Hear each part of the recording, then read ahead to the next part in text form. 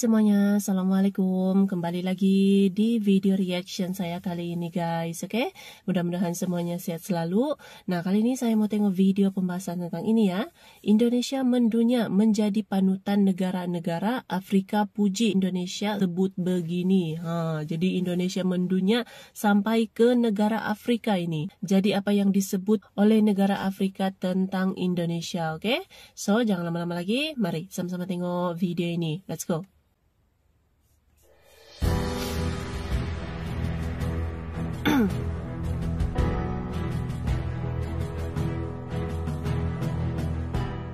Indonesia semakin hari semakin berkembang. Pengaruhnya di kancah global juga semakin kuat. Berkembang, dulu negara-negara lain meremehkan Indonesia, tapi era saat ini, khususnya era Presiden Jokowi, Indonesia menjadi panutan, termasuk di negara-negara Afrika. Ketika Menko Luhut berkunjung ke negara-negara tersebut, ia ke Afrika berbagi pengalaman terkait upaya hilirisasi yang dilakukan Indonesia. Dan negara-negara tersebut melihat Indonesia sebagai panutan. Menko Luhut juga memastikan bahwa kondisi Indonesia berbeda dengan 10 tahun yang lalu. Terlepas dari adanya tekanan global, indikator makroekonomi Indonesia disebut yang terbaik di antara negara-negara G20.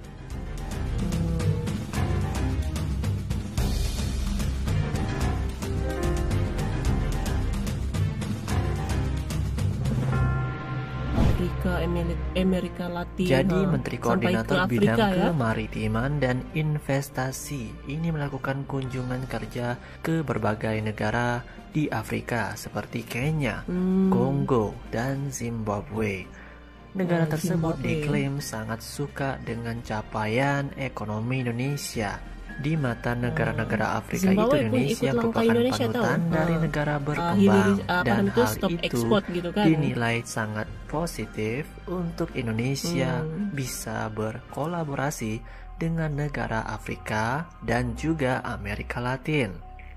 Di sisi lain pun, pemerintah melihat peluang kerjasama dengan negara-negara di Afrika setelah pertemuan tersebut. Pemerintah sendiri tengah terus membangun kerjasama selatan-selatan atau South-South Cooperation atau kerjasama antar negara-negara berkembang di selatan. Kerjasama tersebut diharapkan mampu memperkuat posisi strategis negara-negara berkembang untuk pemanfaatan sumber daya alam yang berkelanjutan dan tidak dieksploitasi negara-negara maju.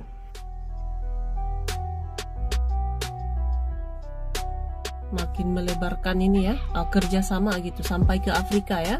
Indonesia melebarkan sayap gitu. Menteri Koordinator Luhut mengungkapkan bahwa di Afrika mereka adalah negara dengan pendapatan rendah atau miskin, tapi kaya dengan sumber daya alam. Salah satunya mereka punya litium dengan kandungan litium 4-6%. Tapi di Indonesia cuma 0,5 sampai 0,9%. Dan di Afrika itu kaya bedanya dengan sangat sumber jauh. alam litium. Makanya Indonesia dan Afrika bekerja sama. Dan ini adalah kecerdikan Indonesia melihat peluang bahwa Indonesia bakal menjadi pusat baterai dan mobil listrik dunia pada tahun 2027. Itu proyeksi dari Presiden. Nah, di sini kita simpulkan bahwa Indonesia menerapkan pengaruhnya seperti negara-negara besar lainnya, yaitu Amerika, Eropa, Jepang, dan China. Tapi Indonesia ada kelebihannya, yaitu Indonesia menerapkan win and win solution bersama untuk maju dan menguntungkan dengan didukung sebagai negara non-blok gitu ya?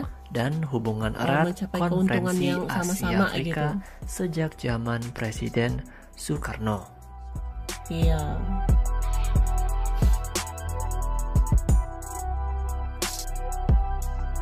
Jadi sampai ke negara Afrika ya, Indonesia jadi panutan, jadi contoh gitu. Dengan keberhasilannya sekarang gitu ya, sudah jauh berbeza gitu.